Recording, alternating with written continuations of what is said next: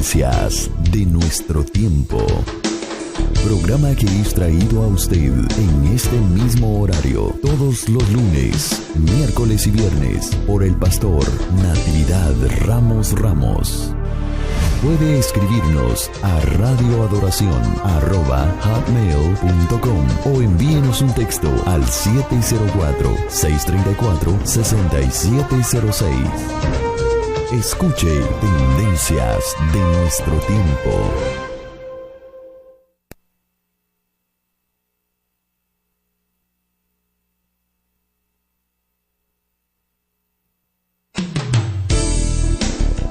Tendencias de nuestro tiempo. Programa que es traído a usted en este mismo horario todos los lunes, miércoles y viernes por el pastor Natividad Ramos. Puede escribirnos a radioadoración@hotmail.com o envíenos un texto al 704-634-6706. Escuche Tendencias de nuestro tiempo.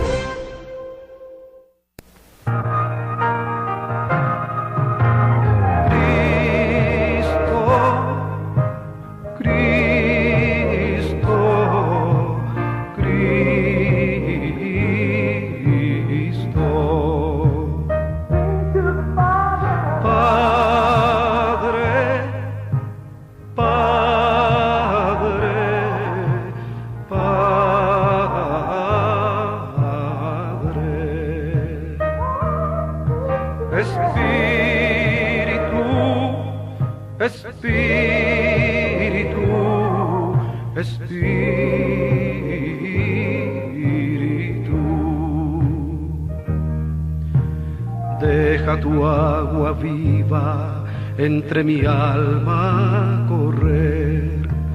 Deja tu Espíritu Santo que tome control de cada situación que cause confusión.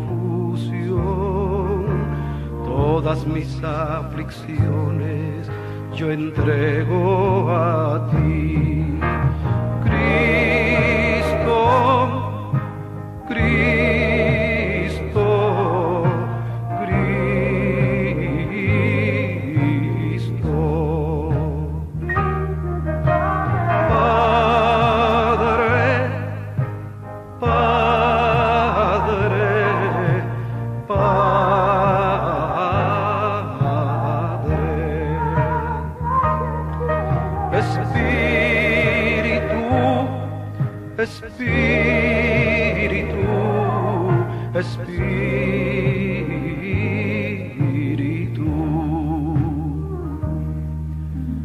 Ven Espíritu Santo y toma control.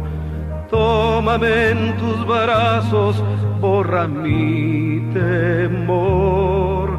Atráeme hacia ti y toda duda se irá. Quítame el orgullo y lléname de amor. Gloria al Señor. Una vez más les agradecemos infinitamente por este tiempo que dedica para escuchar la bendita palabra del Señor basada en la carta a los Efesios. Agradecemos a cada uno de ustedes que están en su automóvil, ahí en su trabajo, en cualquier parte de la nación americana como Latinoamérica, en México a nuestra gente de San Nicolás de los Garza, ahí en León de Almada, Guanajuato también nos están sintonizando. También en Monterrey, en cualquier nación. Gracias una vez más por estar con nosotros en este día. La continuación con la carta a los Efesios. Queremos agradecer a nuestra gente también en Nueva York, nuestro hermano Gamaliel, que también coordina para que usted pueda escuchar la bendita palabra del Señor. Y ya con nosotros el pastor Natividad Ramos, con la explicación basándose en esta carta maravillosa donde podemos apreciar lo que somos cada uno de nosotros, los elementos que Dios ha puesto para cada uno de nosotros. Pastor, muy buenos días y adelante, le escuchamos. Muchas gracias. Solamente quiero decir a nuestros hermanos del auditorio que no olvidemos jamás que la Biblia se entiende viéndola como un cuerpo de ideas y no como cosas aisladas, narraciones que nada tengan que ver unas con otras. Es todo un edificio, la Escritura en su totalidad. Es todo un edificio de la fe que la raza humana ha llegado a tener en diferentes épocas sobre la persona del Dios Altísimo. Y en nuestro tiempo, por supuesto, en la persona de nuestro Señor Jesucristo. Muy bien, pues entonces con eso en el corazón nos vamos a esta carta de los Efesios, sin olvidar la razón por la cual el apóstol está escribiendo. Está escribiendo a una iglesia compuesta de judíos y gentiles que habían trasladado el viejo pleito, el viejo conflicto que hubo siempre entre judíos y gentiles. Ahora lo habían trasladado a la iglesia con otra modalidad, por supuesto. Nosotros los judíos somos salvos igual que ustedes los gentiles, pero eso no cambia que nosotros tenemos una posición adicional por el simple hecho de ser hijos de Abraham. Nosotros fuimos elegidos como pueblo antes que ustedes. Y los gentiles, trayendo ese resabio de odio antiguo, pues les contestaban como aquellas cosas de que eran un pueblo sí elegido, pero un pueblo fracasado, a quien Dios había desechado. Que eso arrancó la pregunta de Pablo en los Romanos. ¿Ha desechado Dios a su pueblo? Dijo, de ninguna manera. Pero eran esas los dimes y diretes que había en esta iglesia, y que eso es muy perjudicial, donde el apóstol entonces interviene. Y usted va a observar, yo voy a leer la escritura esta mañana en la carta de los Efesios capítulo 1. Mire, voy a leer desde el versículo 3, aunque no voy a entrar sobre eso. Bendito el Dios y Padre del Señor nuestro Jesucristo, el cual nos bendijo con toda bendición espiritual en lugares celestiales en Cristo. Y según nos escogió en Él antes de la fundación del mundo, para que fuésemos santos y sin mancha delante de Él en amor, habiéndonos predestinado. Y yo dije el lunes, yo no le tengo miedo a esa palabra predestinado, ahí está, para ser adoptados hijos por Jesucristo, así mismo, según el puro afecto de su voluntad, para alabanza de la gloria de su gracia, con la cual nos hizo aceptos en el amado, en el cual tenemos redención por su sangre, la remisión de pecados por las riquezas de su gracia. ¿Se acuerda que decíamos nosotros que esta carta pareciera que hay un acumulamiento de bendiciones, de riqueza, donde todas quieren ser tomadas en cuenta? Hay un amontonamiento impresionante. Y mire usted las cosas que el apóstol ya nos ha dicho. Dice que nos bendijo con toda bendición espiritual en lugares celestiales en Cristo, que nos escogió en Él antes de la fundación del mundo, que nos predestinó para ser adoptados hijos por Jesucristo a sí mismo. Es decir, ha planteado una serie de cosas, la elección, la predestinación, mencionó de alguna manera la redención sin estar hablando todavía de la redención.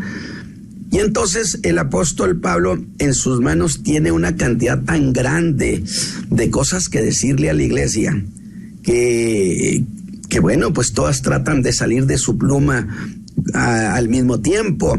Sin embargo, yo quiero hacer notar por el tema de esta mañana que todas esas cosas de las que Pablo está diciendo que hemos recibido, lo reduce a una cuestión.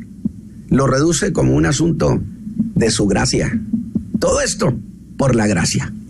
De tal manera que entonces bien podemos decir que el apóstol ahora ha entrado al tema de la gracia. Así que muy bien, mis hermanos, podemos decir que seguimos siendo huéspedes de la carta del apóstol Pablo a los Efesios. Una carta que es única. Y en la que dije el lunes pasado, el apóstol abre las páginas del testamento de nuestros bienes que tenemos en Cristo. Qué impresionante. Por lo que habla de riquezas inescrutables. Y eso de inescrutables es porque no se pueden someter a escrutinio, como para hacer una pormenorización de todas las bendiciones que nos ha dado. Imposible, son tantas. Y para empezar este mensaje, es de particular importancia la palabra gracia. Hace declaraciones el apóstol donde dice que nosotros los creyentes fuimos predestinados desde antes de la fundación del mundo, eso es mucho decir, para la alabanza de la gloria de su gracia. ¿Ve? Se va hasta el pasado eterno, pero luego dice, sí, pero todo esto fue para alabanza de la gloria de su gracia.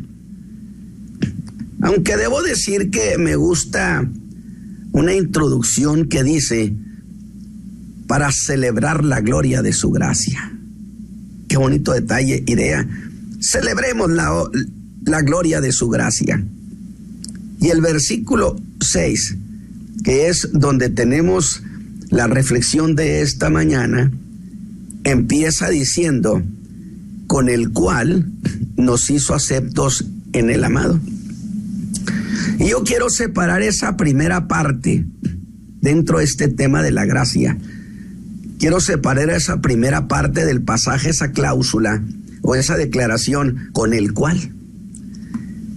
Donde ese cual hizo posible que recibiéramos redención y muchas otras cosas más que se derivan de esa gracia. Pero, insisto, ¿a qué se refiere el apóstol con esa expresión, con el cual? Bueno, significaría, si lo vemos de acuerdo a los versículos anteriores, que usted sabe que siempre se ha dicho que la Biblia interpreta la Escritura, interpreta la propia Escritura. De tal manera que entonces los pasajes que están antes y después serían los primeros a consultar para saber de qué está hablando. Y de acuerdo a los versículos anteriores, es una referencia a la gracia, como se entiende en el verso 5, que a su vez se manifiesta que Dios nos predestinó, interesante, para que nosotros, oiga esto, que no éramos sus hijos, lo fuéramos. No lo éramos, lo somos ahora y a mucha honra. Y el mismo Espíritu de Dios, dice Pablo, nos anima a decirle, Abba, Padre, papá, aquí estoy. Porque no estábamos impuestos a ese lenguaje de hijos. No. Por lo cual usa la palabra adoptados. Adoptados para ser hijos de Dios, pero por medio de Jesucristo. No olvide que Cristo es hijo de Dios, no por adopción, sino porque el Padre, porque lo engendró. Nosotros somos hijos por haber sido engendrados en Cristo, de la naturaleza de Cristo, y nos convertimos en hijos de Dios solo por causa de Cristo. En Cristo Jesús, nosotros somos hijos. Pero este verso 5 tiene a su vez como origen lo que dice el apóstol Pablo en el versículo 4. ¿Y qué dijo en el 4? Bueno, dijo que nuestra salvación pues era parte indiscutible de aquel misterio escondido. Y no solo eso, sino que nos eligió desde antes de la fundación del mundo. Cosa que dije el lunes pasado, no le dijo a Israel. Nunca le dijo nada, y sí le dijo, cuando le dijo que habría de llevarlos a Celo, buscando un pueblo que no era su pueblo. Y es así que son buenas noticias. Y al estilo muy nuestro. Vamos a hacer de esos tres una sola cosa. Y decir que nos eligió desde antes que el mundo, que la creación existiera.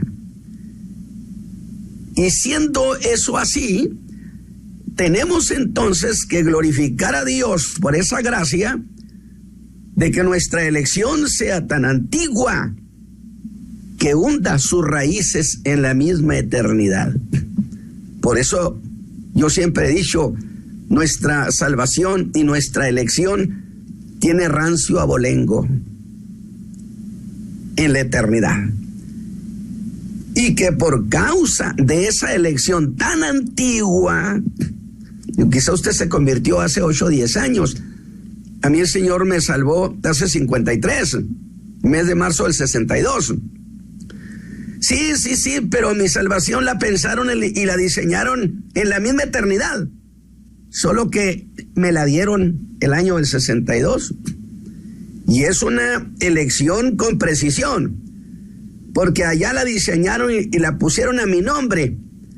Y cuando llegó el tiempo que Dios había decidido, me la entregaron a mí, no se la entregaron a otro. Por eso le llamo elección con precisión. De tal manera que el apóstol dice que entonces se le dé por todas esas cosas alabanza a la gloria de su gracia. ¿A su gracia?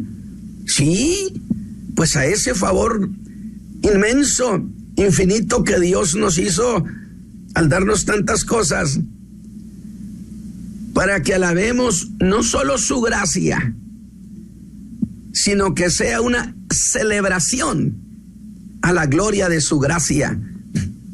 Ese bien, esa es la idea de Pablo, una celebración. Pues quien ha sido elegido desde antes o desde tiempos inmemoriales, nosotros, solo nosotros. Pero en esa celebración, Cristo Jesús no puede quedar fuera, porque resulta que Él estaba presente en calidad de verbo cuando se hizo en la eternidad el acuerdo de elegirnos. Alabado sea Dios.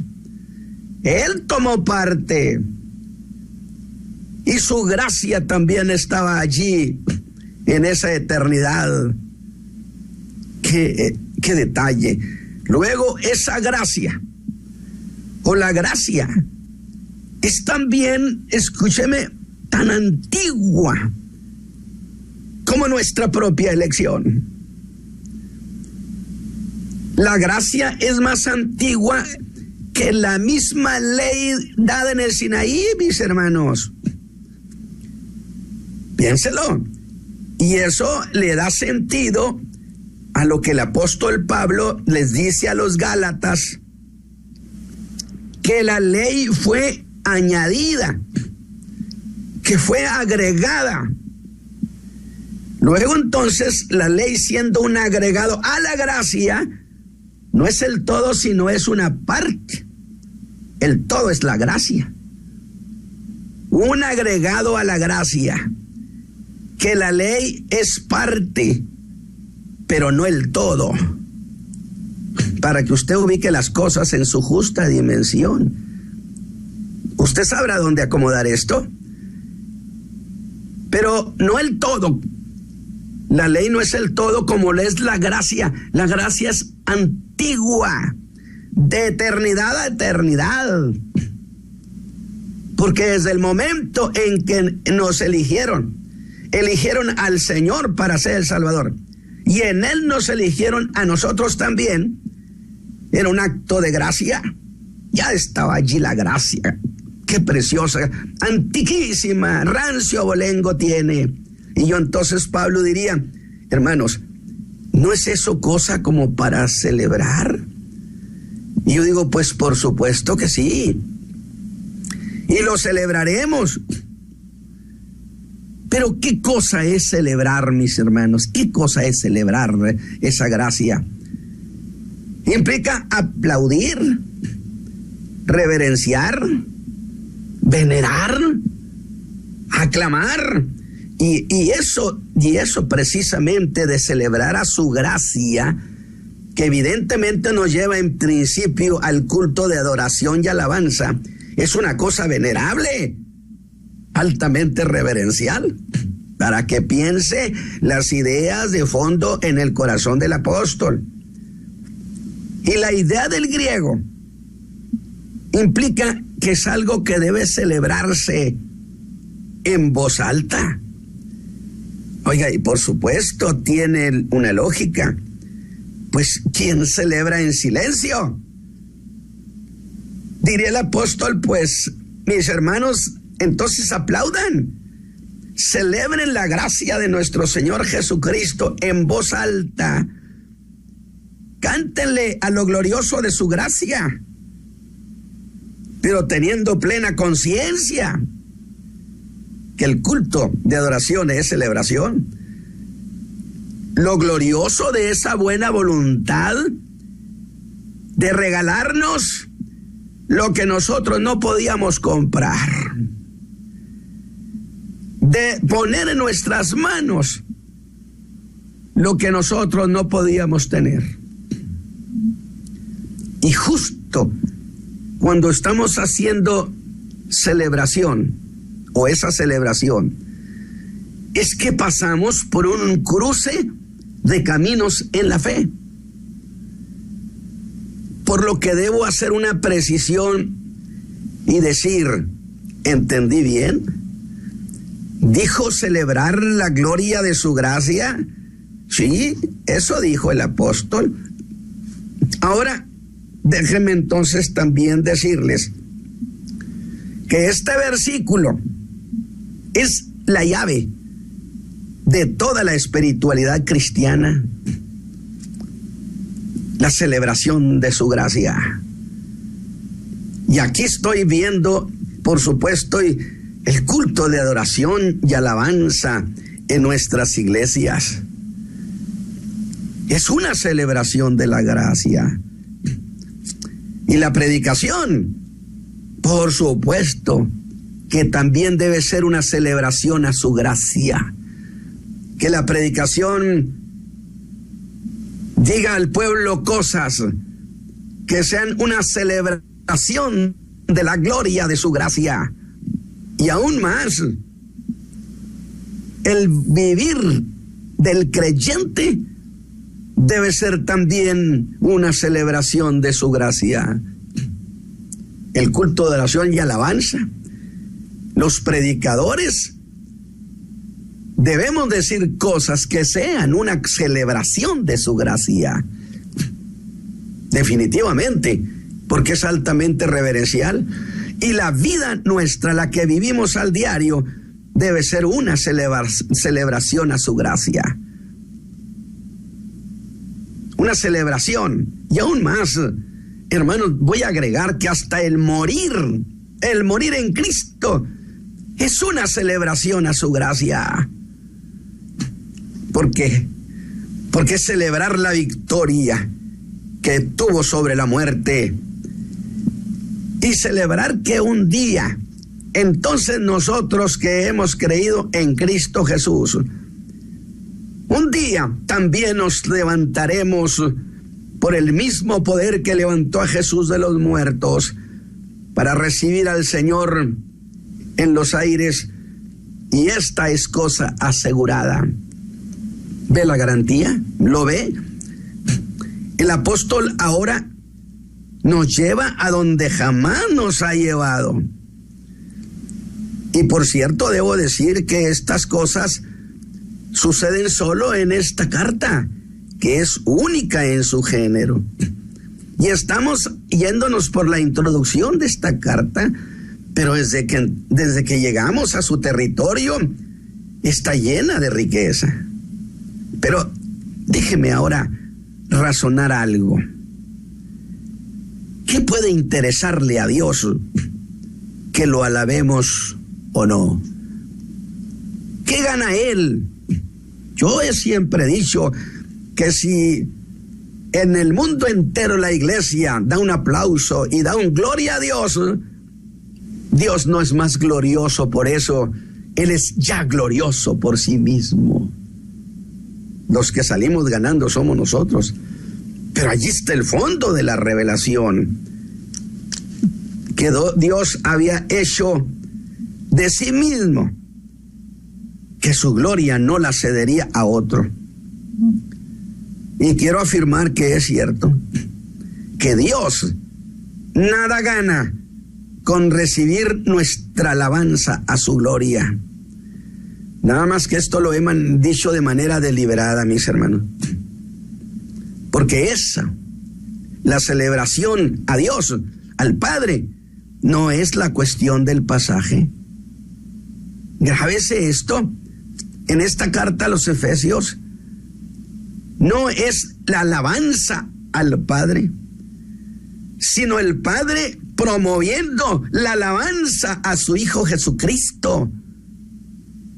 Y ni siquiera, fíjese bien, en este caso, Dios está exigiendo alabanza a lo que en la eternidad es conocido como el Verbo.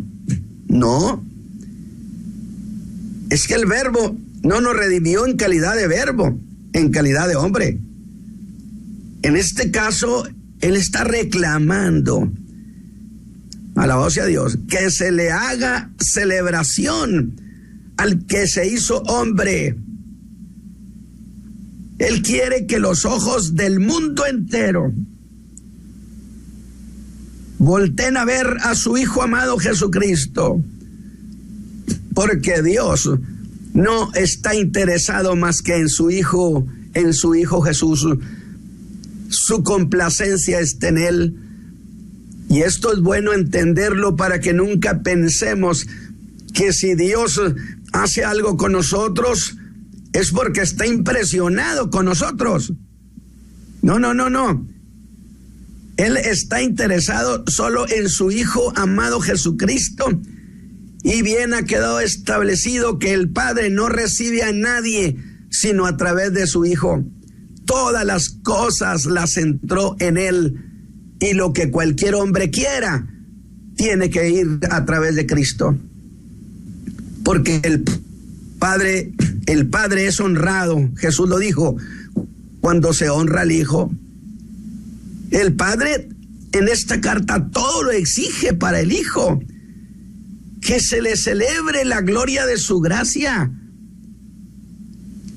Una gracia que su Hijo, en condición de hombre, consiguió para nosotros. Que se celebren cada uno de los beneficios conseguidos por Él. Y mire cómo el apóstol marca hacia quién se dirige esa alabanza. Dice el apóstol en el amado de Dios. ¿Y a quién Dios le llama su amado con mayúscula? De nuevo digo, Dios hace el Padre que los ojos de todo el mundo tengan que volver hacia donde está Cristo. Porque Cristo, en Él está la complacencia del Padre y en nadie más. Yo soy eminentemente cristocéntrico, aunque en términos doctrinarios soy eminentemente paulino. Nada más que no fue Pablo el que murió por mí, fue Cristo Jesús el que escaló la cruz. Y en esos términos de fe personal soy eminentemente cristocéntrico.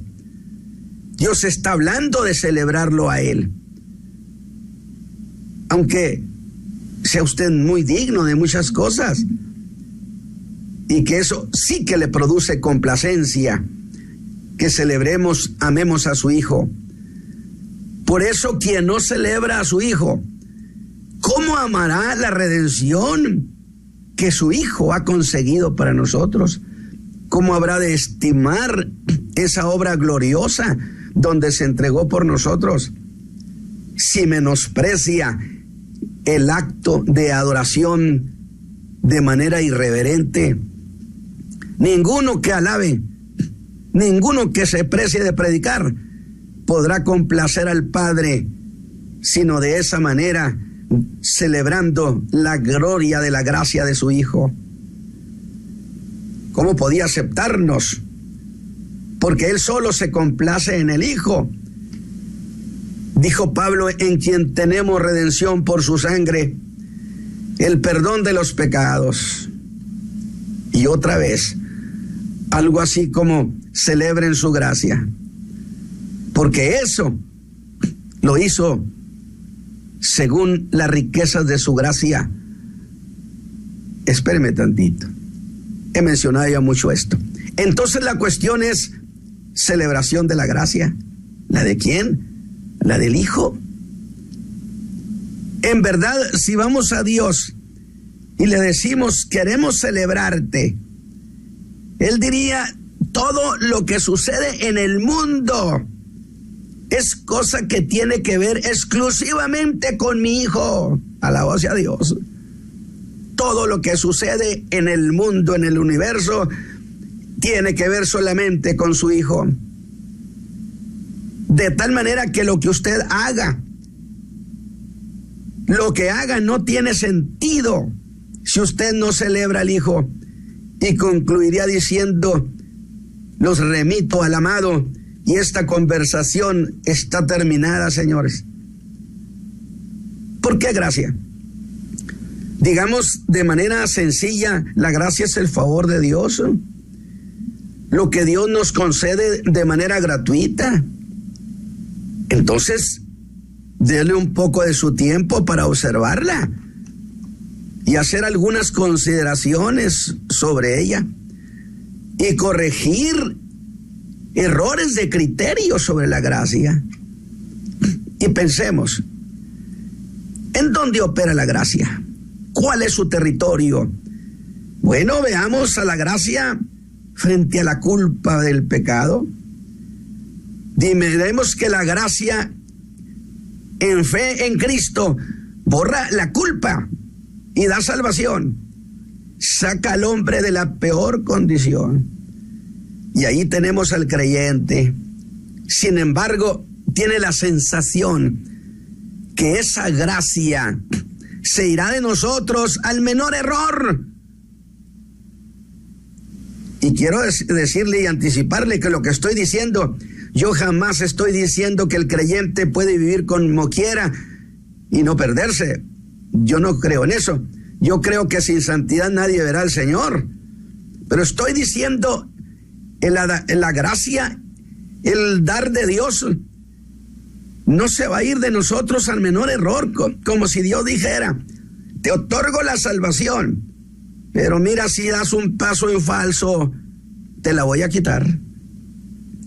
Esa sería una gracia condicionada de la que fácilmente podíamos vernos privados.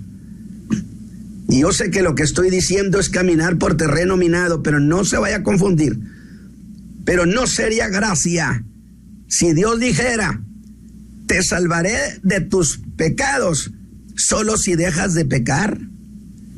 Porque si pudiéramos dejar de pecar, ¿para qué, hermano Isaías, habríamos de necesitar la gracia? Para nada. Tampoco podemos decir los creyentes, Dios ha sido muy bueno conmigo y ahora yo debo corresponderlo. Y cuando algunos piensan que están correspondiendo a Dios en proporción a la infinitud de su gracia, cometemos error.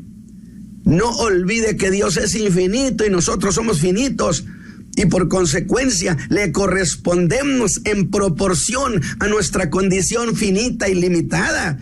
Cuando que la gracia es como Dios, un acto infinito, aunque hacemos nuestro mejor intento para agradecerle.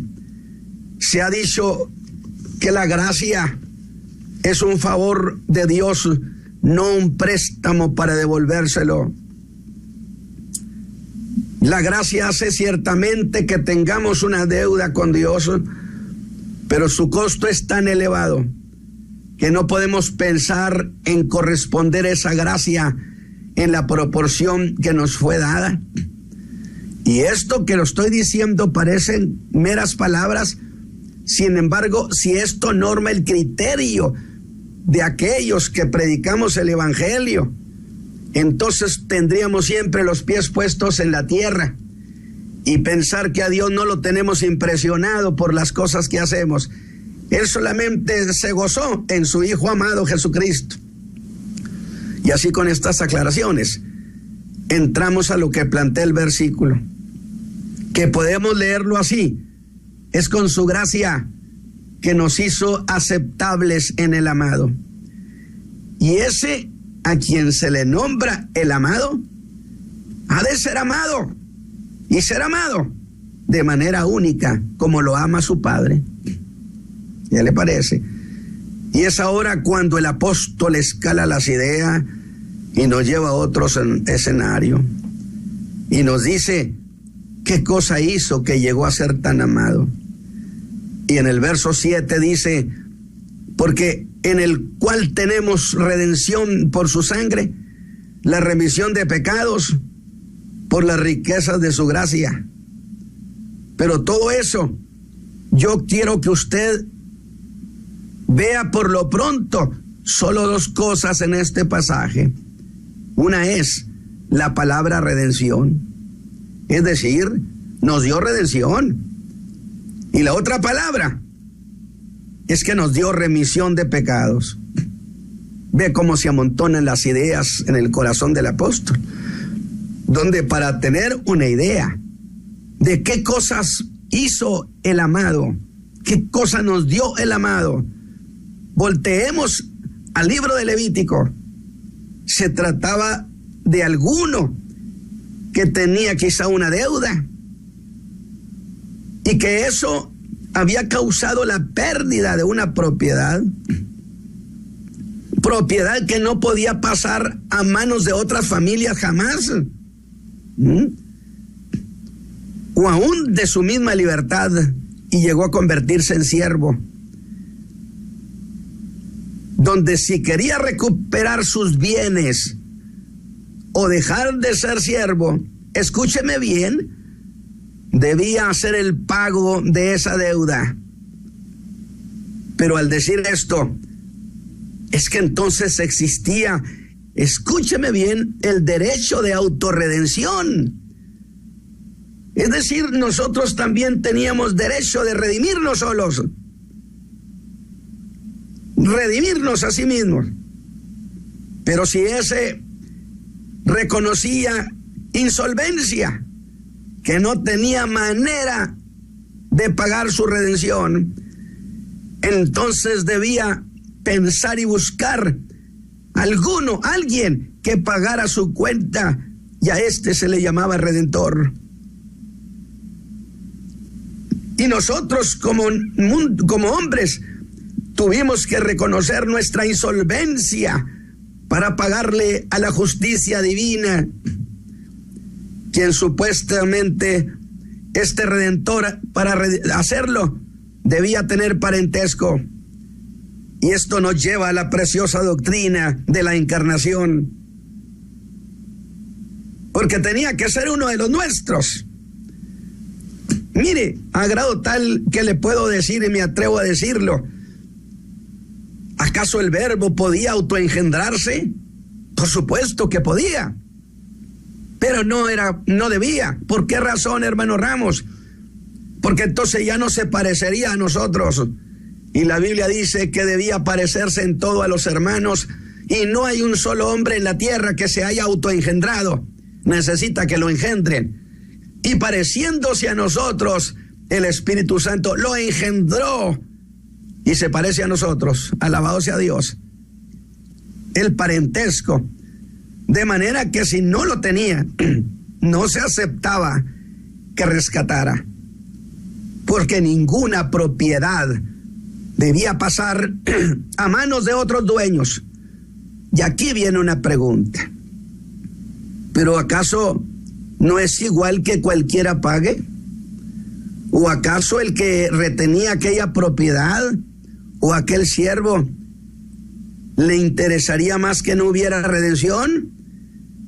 Y digo eso por la exigencia de que fuera pariente, por lo que sin haber redención significaba una propiedad perdida que jamás podría ser recuperada.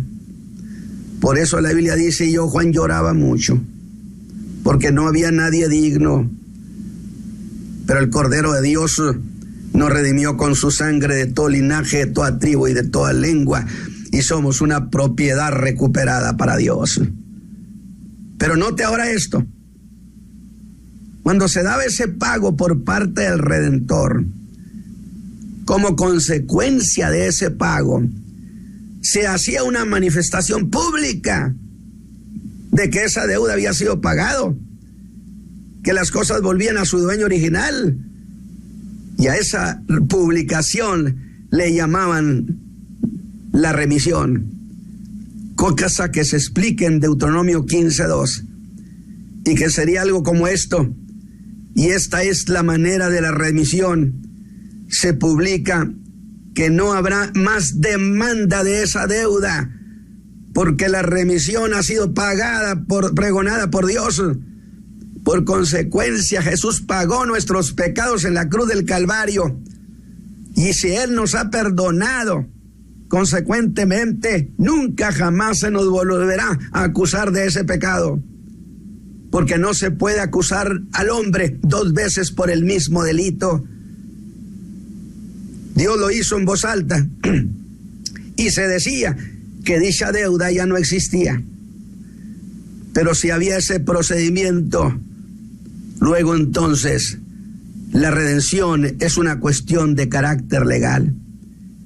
Y si es así, nuestra salvación es cosa legal. ¿Ven cómo me emociona esto? Está registrado incluso en el libro de la vida. Está anotado en documentos eternos que fuimos redimidos, que se nos ha remitido la culpa. Es un asunto legal que el diablo mismo no puede echar por tierra. Pero legal ante quién, mis hermanos, legal ante quién. Aquí esto es una cuestión preciosa.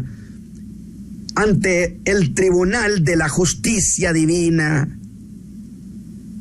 Porque nuestra deuda era con Dios. Escúcheme bien, definitivamente rechazamos las tesis doctrinarias heréticas que dicen que le pagó al diablo nuestra redención.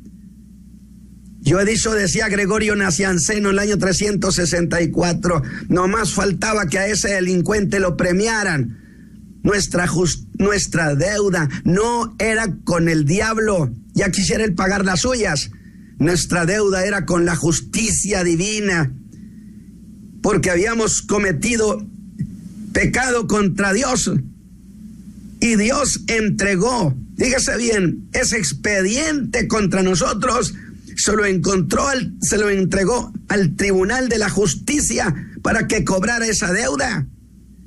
Por eso Pablo dice a los Gálatas que estábamos retenidos bajo la ley. La ley nos tenía bajo custodia para luego entregarnos al castigo, que era lo que la justicia exigía. Un pago que no podía ser negociable, sino un pago total. Y aún diré, pago en una sola exhibición, como se dice entre abogados. Así que los hombres teníamos derecho de redimirnos, pero descubrimos que no teníamos con qué hacerlo. Y nos declaramos insolventes, hermano Isaí. No tenemos con qué. Necesitamos un redentor. Y como en toda la tierra no había uno que fuera capaz de redimir, Dios en su gracia nos envió al único Hijo para que lo hiciera. Y eso lo hizo tan solo porque quiso. Y voy a decirle algo, porque jamás la raza humana le pedimos a Dios que nos diera a su Hijo. ¿Cómo íbamos a pedírselo si ni siquiera sabíamos que tenía un hijo? Entonces, si lo hizo a pesar de nuestra ignorancia, fue por un noble acto de su gracia. y no podíamos hacerlo, pues este era un misterio escondido y de eso nada sabíamos. Él nos hizo el favor de darnos quien nos redimiera, y aquel Verbo se hizo carne, adquirió parentesco exigido, tomó nuestra naturaleza. Por eso la perversión de las doctrinas siempre han tratado de desmentir que Jesús vino en carne, que el Verbo de Dios se hizo hombre. Porque si no hubiera sido un hombre, la redención no era posible, tenía que ser pariente. Se hizo hombre y fue la razón por la cual los ángeles cantaron la noche que nació nuestro pariente. Gloria a Dios en las alturas. Esa es celebración a su gracia. Es decir, ese hecho allá en los cielos fue aclamado como glorioso. Dígame, ¿no es eso la gloria de su gracia o lo glorioso de su favor? Eso es lo que dice. Celebren, aplaudan, pues Dios en nosotros, mis hermanos, hizo su más cuantiosa inversión. Invirtió a su propio Hijo amado Jesucristo, no lo escatimó, no lo dio para que nos diera redención. Con cuánta razón el apóstol Pablo está planteándole a los creyentes esta cuestión fundamental. Celébrenlo, celébrenlo con aplauso, con voz en alto, con gozo y con reverencia, entendiendo por qué le cantamos. Porque el Padre quiere que celebremos a su Hijo amado Jesucristo. El día viernes iremos avanzando. Y yo le agradezco a nuestro auditorio y le agradezco al apóstol Pablo desde aquí, a Dios, el regalo de estos pasajes.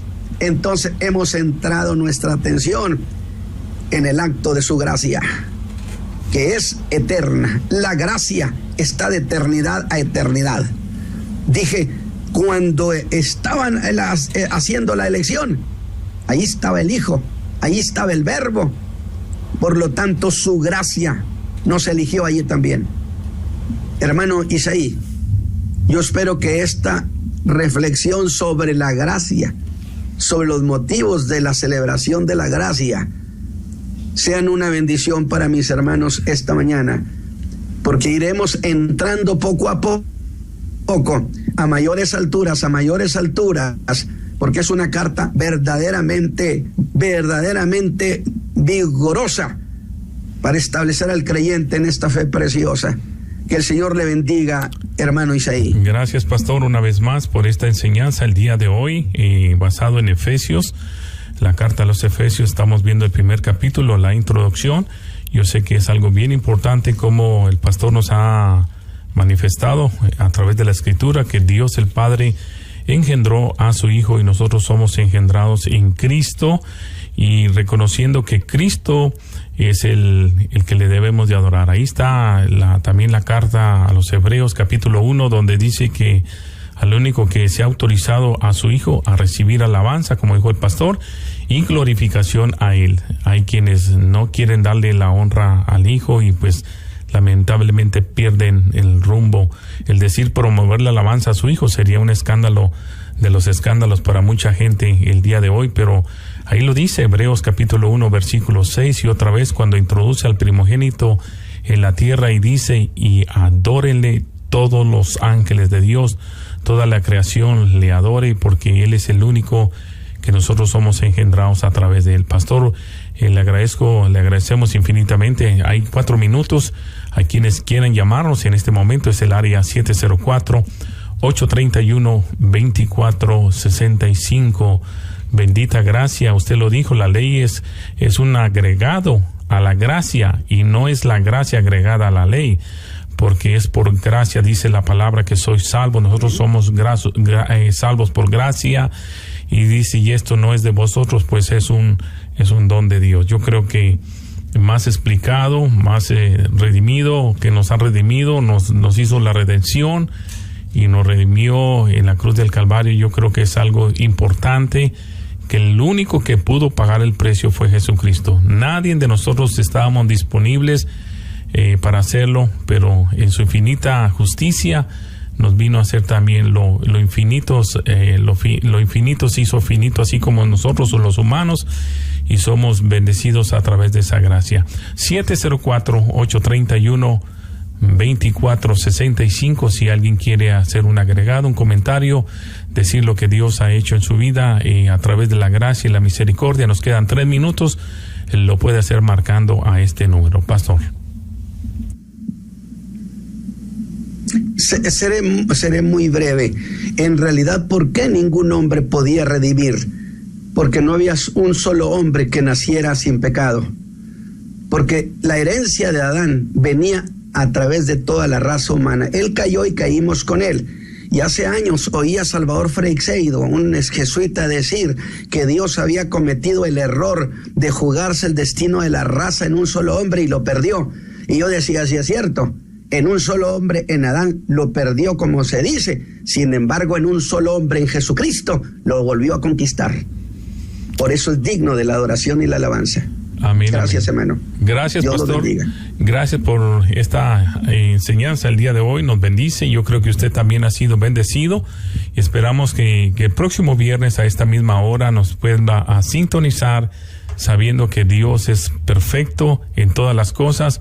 Lo logró como humano, también lo logró como el Hijo de Dios, manifestándose en carne, ya que hay una palabra también que nos dice que tenía que venir, ya que los sacerdotes pues hizo un mejor pacto. Ahí está en Hebreos capítulo 7, 22 y el 23, dice, y los otros sacerdotes llegaron a ser muchos debido a que por la muerte no podían continuar. Así es que Jesucristo, el sumo sacerdote, también se manifestó con nosotros aquí en esta tierra. Qué lindo que nosotros le pudimos apreciar a aquellos que hemos visto su gracia. Buenos días, Dios bendiga. Buenos días, pastor, Dios le bendiga. Amén, adelante, Dios me le bendiga. Gloria a Dios. Nada, me estoy llamando para solamente decir que también hay una ley, no se olvide eso, que también la ley de Cristo, está la ley de Cristo, es un mandamiento, y Cristo dio un mandamiento y también es una ley, puesto que la ley, mandamiento significa ley, significa decreto, significa ordenanza, y es la ley del Espíritu. Y hay una ley también de nuestra carne, la cual se revela en contra de la ley del Espíritu. Cristo es el Espíritu, y es su palabra, y él dio mandamiento. Es decir, que no nos podemos también perder en eso. Dios le bendiga. Amén, Dios me le bendiga. Bueno, pastor, gracias. Nos veremos el próximo viernes, nos oiremos a través de Radio Oración. Una vez más, gracias a usted. Bendiciones, les amamos en el Señor. Y ya son las 10 de la mañana. Llevando nuestras agonías, nosotros cantamos alegres a Dios, sabiendo que ya viene el día glorioso y eterno de la redención, cuando será eterna la vida. Tendencias de nuestro tiempo. Programa que es traído a usted en este mismo horario todos los lunes, miércoles y viernes por el pastor Natividad Ramos. Puede escribirnos a radioadoración@hotmail.com o envíenos un texto al 704-634-6706. Escuche Tendencias de nuestro tiempo.